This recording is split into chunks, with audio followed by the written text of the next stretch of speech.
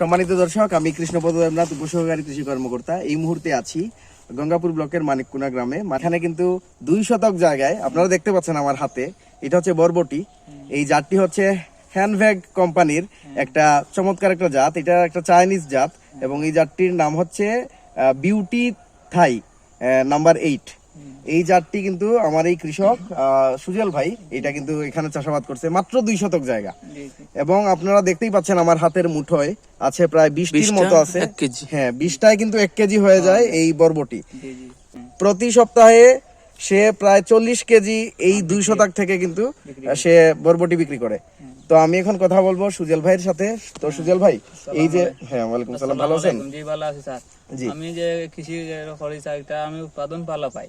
আমি সপ্তাহে 40 কেজি মাল বিক্রি করি। বুঝছেন, এটা একটা রোগ আসছে স্যার এখানে। এই রোগের দ্বারা একটু মাল ধরতে কম। হ্যাঁ, আচ্ছা, এই রোগ সম্পর্কে আমি একটু পরে কথা বলবো। এখন আমি জানতে চাচ্ছি, এই যে 2 শতক জায়গায় এই যে চাষাবাদ বরবটি এর আগে কি করছো কখনো? না, এবার প্রথম? না, 2 বছর থেকে বরবটি চাষাবাদ করো।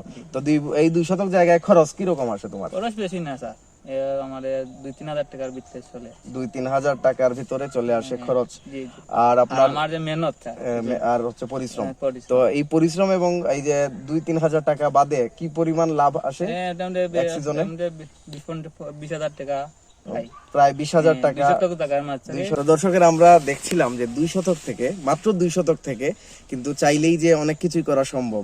এই যে 20,000 টাকা উনি বিক্রি করে পায় এই 2 শতক থেকে, এটা কিন্তু অনেক বিশাল একটা ব্যাপার। কিন্তু এই যে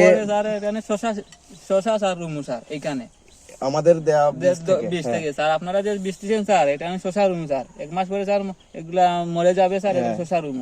এরপরে আরো 2 মাসের ভিতরে আমি শশা লাভবান হবো। বুঝতে পারছি। তো দর্শকেরা, এই যে আমাদের কৃষক বরবটি চাষাবাদের পর আমাদের প্রণোদনার বীজ এবং সার থেকে যে আমরা শশা বীজ এবং সার দিছি, সেটাই কিন্তু এখানে বাস্তবায়ন হবে। এবং শশার পরে সে আবার এখানে মাচাইল,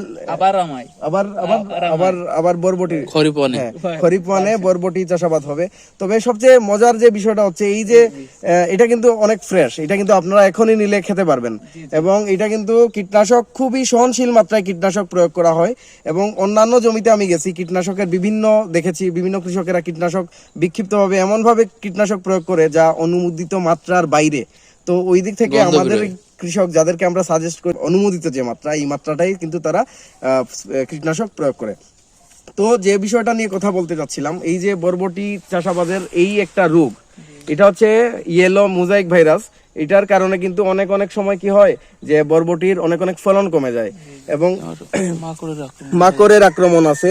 তো ইয়েলো মোজাইক ভাইরাসের যেহেতু কোনো প্রতিকার নাই, কিন্তু তবু আমরা এটা থামানোর জন্য আমরা কিন্তু বিশেষ করে থিওবিট, কুমুলাস, এগুলো কিন্তু আমরা প্রয়োগ করার জন্য বলছি কৃষককে। এবং প্রতি লিটার পানিতে 2 গ্রাম হারে কুমুলাস অথবা থিওবিট প্রয়োগ করতে বলছি। এবং মাকড়ের যে আক্রমণ, এই যে এটা কিন্তু মাকড়ের আক্রমণ হয়েছে, এবং এই মাকড়ের জন্য আমরা এবামেকটিন বেনজয়েড, বিশেষ করে ভার্টিমেক, সানমেকটিন, এগুলো আমরা কৃষককে প্রয়োগ করার কথা বলছি। প্রতি লিটার পানিতে 1 মিলি হারে যদি আপনি প্রয়োগ করেন, তাহলে কিন্তু এই সমস্যারও সমাধান হয়ে যাবে। তো আফটার অল, কৃষকরা কিন্তু খুবই পরিশ্রমী, এবং এই যে কৃষকরা যেভাবে কাজ করতেছে, এটা কিন্তু আসলেই আমাদের জন্য সৌভাগ্যের, এবং তার জন্য কিন্তু আমাদের পাতে খাবার উঠে। তো তার জন্যই কিন্তু আমরা আসি। তো এই ক্ষেত্রে আমি কৃষক ভাইদেরকে বলবো এটাই, যে আপনারা কৃষির সাথে আরো সম্পৃক্ত হন, এবং আমাদের শিক্ষিত মানুষ যারা আছে তারাও যেন সম্পৃক্ত হয়। ধন্যবাদ।